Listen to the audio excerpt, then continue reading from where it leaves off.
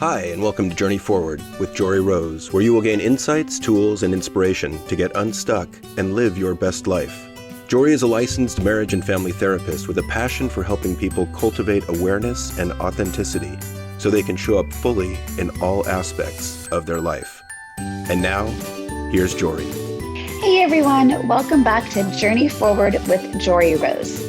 I'm so happy you tuned in today because I'm going to be talking about some of my most favorite aspects of cultivating a mindfulness practice. And these are in the practices of compassion, self-compassion, and loving kindness.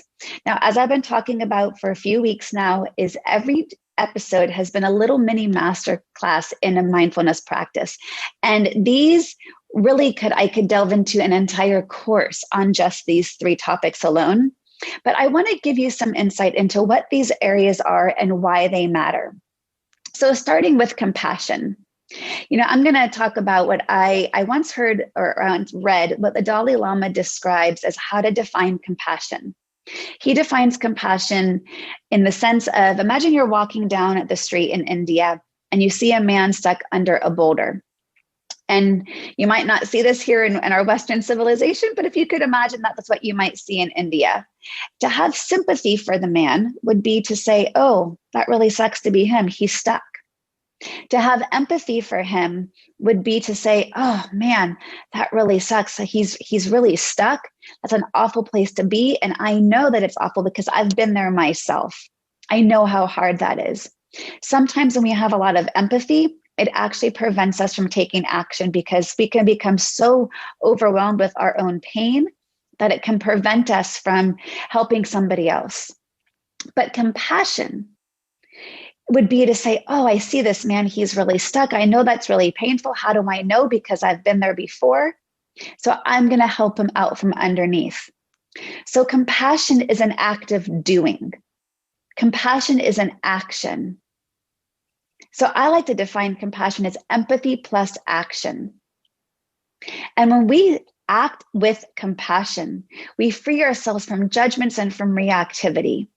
And it's assuming positive intent in others because we don't know what's going on in somebody else's life that's causing them to act the way that they're acting.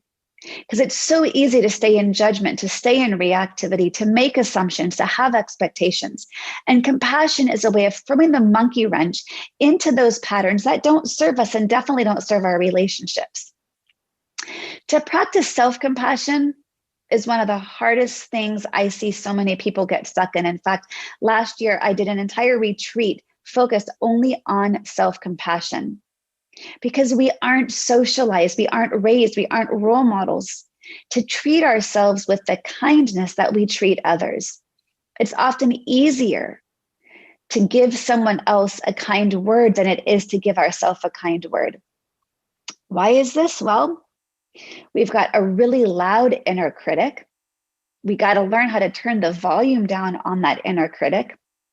And we've got to learn that it's not selfish to have self-care, to take care of ourselves and our own needs, to be able to offer ourselves the kind words, to be able to offer ourselves the compassion. The way you would treat your own best friend is the way that we want to treat ourselves. But we don't often do it. It's easier said than done. So in going into compassion, I want to talk a little bit about the three areas in a compassion practice that Kristin Neff is one of the leading researchers in the world around the self-compassion. And I love talking about this because when we can define it in a way that makes sense to us, then we can learn better tools for interacting with it in our everyday lives when we most get stuck. So as Kristin Neff talks about self-compassion, she says there's three areas. One is called common humanity. And this is the part where we can recognize, well, we are unique, our problems are not. That we are not the only one who has ever gone through or felt or experienced or thought whatever it is that we're going through. It's simply part of being human. The other component of self-compassion is mindfulness, which is to just notice and allow and observe and accept whatever's arising without judging it. When we're being more mindful, we're not trying to instantly change what's happening. We are in greater acceptance. We are in less reactivity. We're simply noticing, oh, look, that's interesting. This is what's happening right now. And the third component of self-compassion is kindness. And that's the part where we are treating ourselves like our own best friends. Because again, our inner critic can be really, really loud, and we want to practice turning down the volume on that criticism and turning up the volume on kindness. How might you treat yourself differently if you actually gave yourself words of encouragement and support rather than, beating down the things that aren't going well? But as I did my research into leading this women's retreat that I did, focusing on self-compassion, I realized there's some other really, really important components, which I want to point out. That, we can practice common humanity. We can practice mindfulness. We can practice kindness and still be really, really stuck. And the example that came to my mind is perhaps consider someone who is stuck in an abusive relationship. They can say to themselves, well, it's just what's happening. It's just what's here. I can just accept it. They can be kind to themselves and tell themselves they didn't deserve it, that it's not their fault.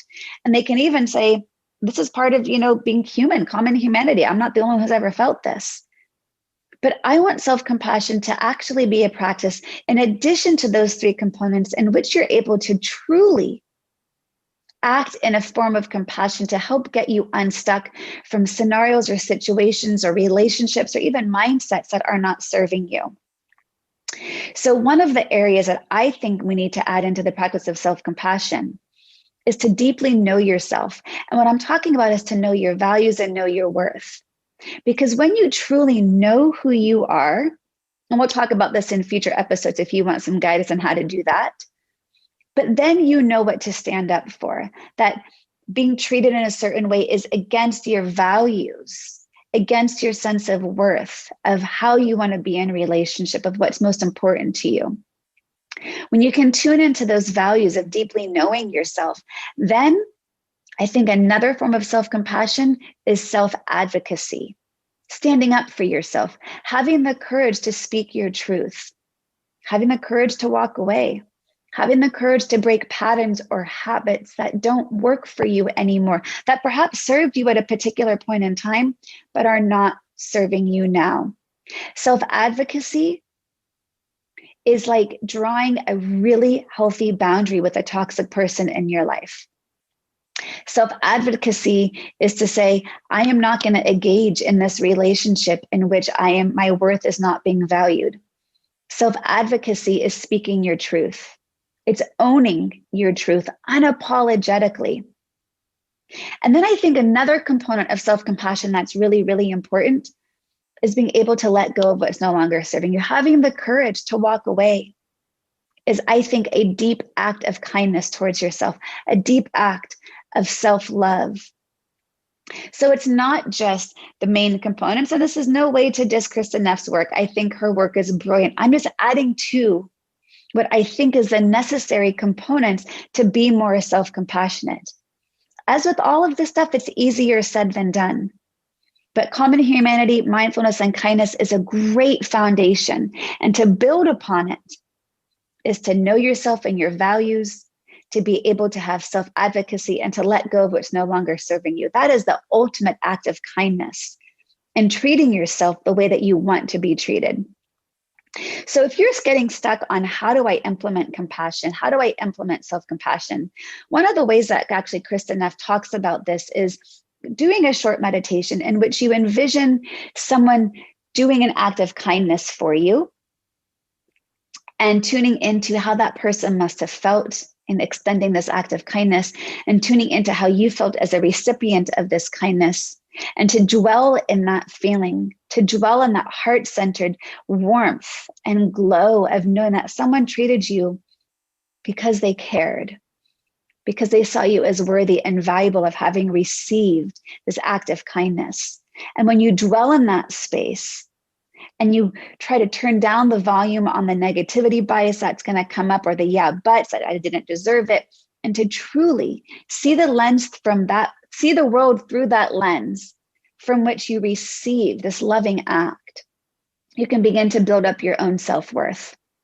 And conversely, you can practice compassion towards others by looking at the moments in time in which you've extended kindness to others, and to notice how good it feels when you act out of this intention rather than out of judgment or reactivity or assumptions or expectations on another person. So compassion towards others is giving someone the benefit of the doubt, putting yourself into their shoes, being curious. Gosh, that person seems really angry. Rather than instantly taking it personally, just getting curious. I wonder what's going on for them right now. Maybe there's something going on in their life that I'm not aware of. What would happen if I didn't take that action as intended for me because I'm not worthy, but rather seeing it as a reflection of maybe where someone else is feeling stuck? Because we tend to take a lot personally, and it does not serve us in our mental health, in our physical health, and in our relationships. So practicing compassion and self-compassion is a daily act. Look for the moments in which you can extend kindness to others. And more importantly, look for the moments in which you can extend kindness to yourself. Give yourself a break. Cut yourself some slack. Lower your expectations. Dwell in your successes. Focus on the good. Believe that you are worthy of receiving it. Let go of the story of shame or guilt, perhaps, that you developed at a really young age, which likely had nothing even to do with you, but you interpreted someone else's words or actions as believing you're not worthy. You are worthy and you are valuable. And a self-compassion practice can help build up and strengthen that muscle for you to tune into. So when you most get stuck, you have an ability to believe in greater kindness and self-worth towards yourself. And this extends really easily into the practice of loving kindness, which in traditional Buddhist practice is called metta. And I love practicing loving kindness. In fact, if I had to pick one thing that I do daily that most positively impacted my life, it would be a loving kindness practice. Loving kindness is extending well wishes to various circles of people in your life, from those who are very close to you, those who are your friends, your family, those you love, to people you don't know, to even people you don't like and really struggle with, to all living beings, and then ultimately to yourself. In a traditional loving kindness practice, you would say the words, "May you be healthy and strong. May you be happy. May you be peaceful." When you can extend loving kindness to someone else when you're angry, wow, this just shifts everything. So you can extend this to people that you are feeling loving towards. You can extend this to people you're struggling and having challenge with.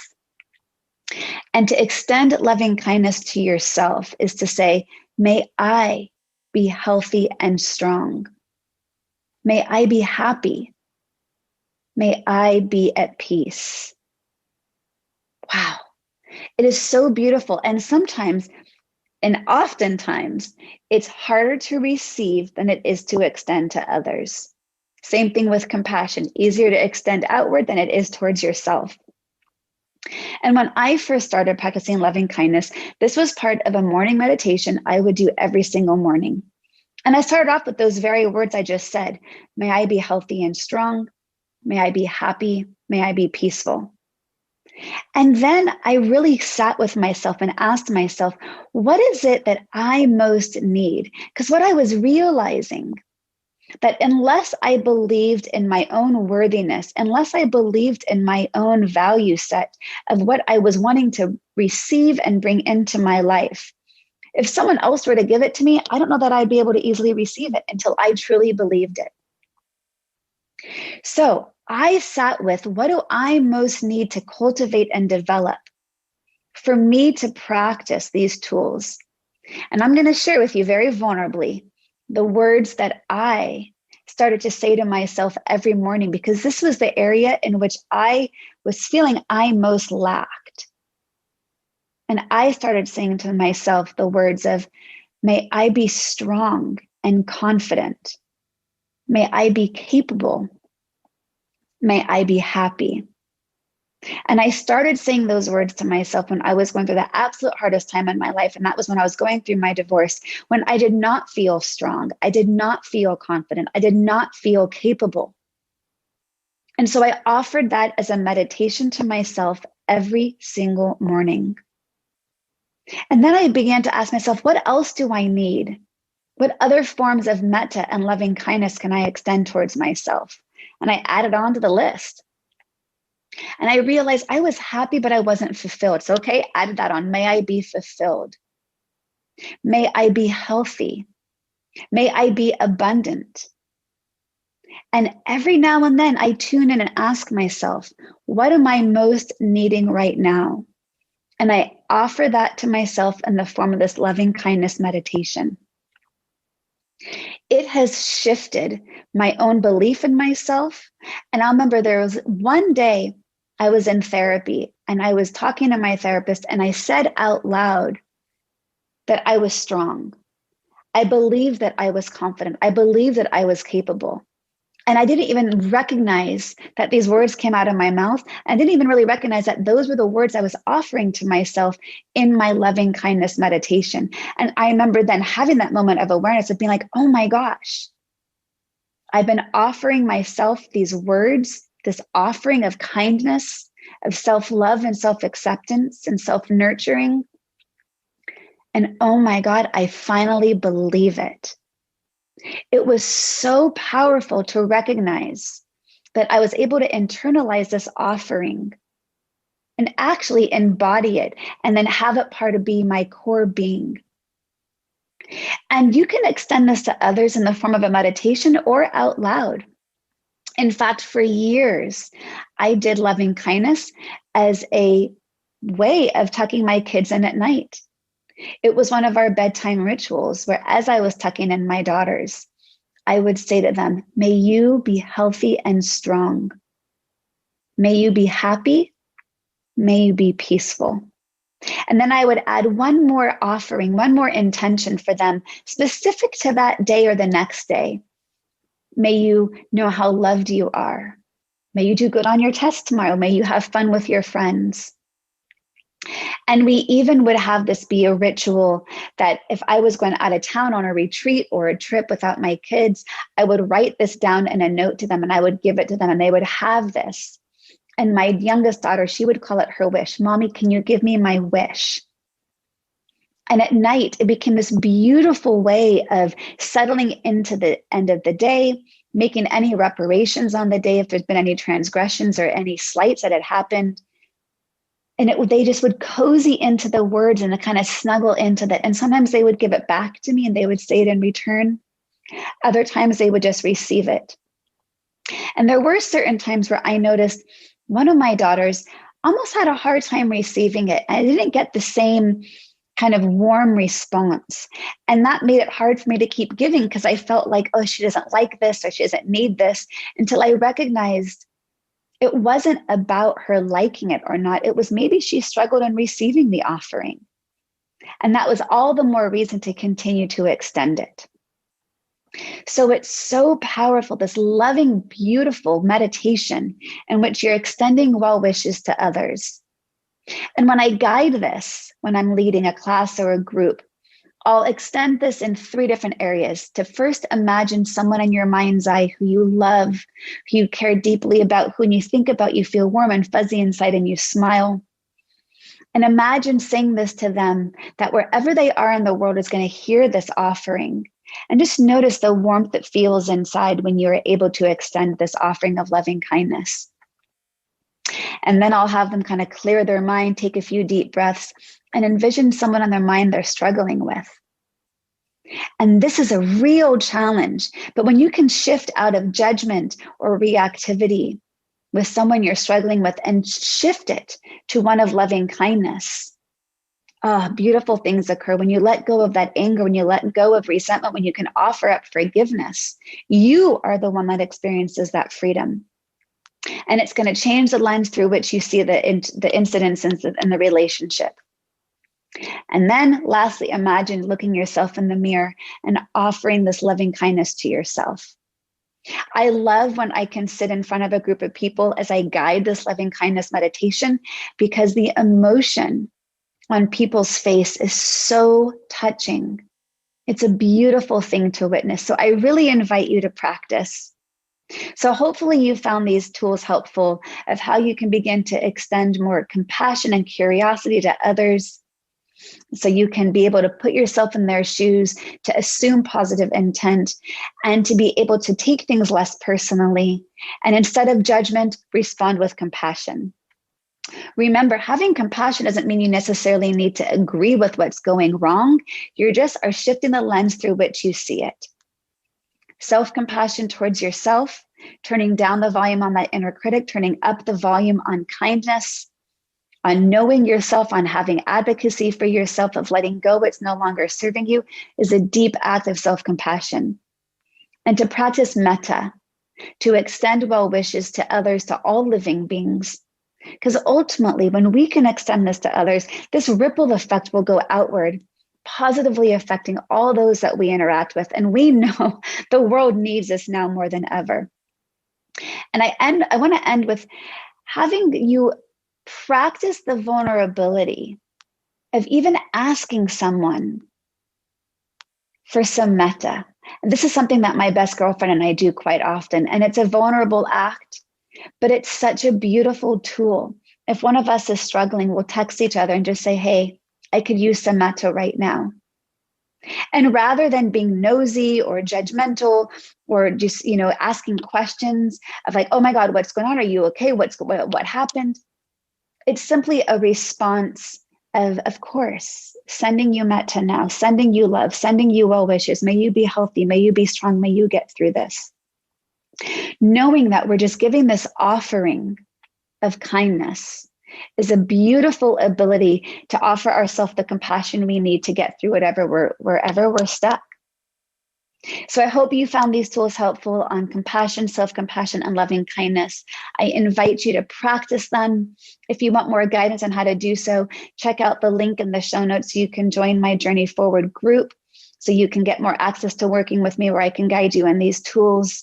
And ultimately, even if you want to work with me one-on-one or in my membership, to be able to get more, not just awareness, but more continuity, because this is where we can create the change. This is where we can shift our habits and patterns of how we see things, how we respond and not react. So we can ultimately feel more peace, more calm, and ultimately more joy and happiness in our life, regardless of external circumstances. So thanks so much for tuning in to you guys. I really appreciate you being part of the Journey Forward community. If this episode spoke to you, I would love a rating or review so we can get more people's awareness on how they too can get unstuck and create the life in which they are living fully, freely, and authentically. Take care and be well. To continue your journey forward, find Jory Rose on Facebook and Instagram to become part of her growing community. You can also gain access to her meditations, books, online classes, or to sign up for an upcoming retreat. Visit her at joryrose.com. That's JOREEROSE.com.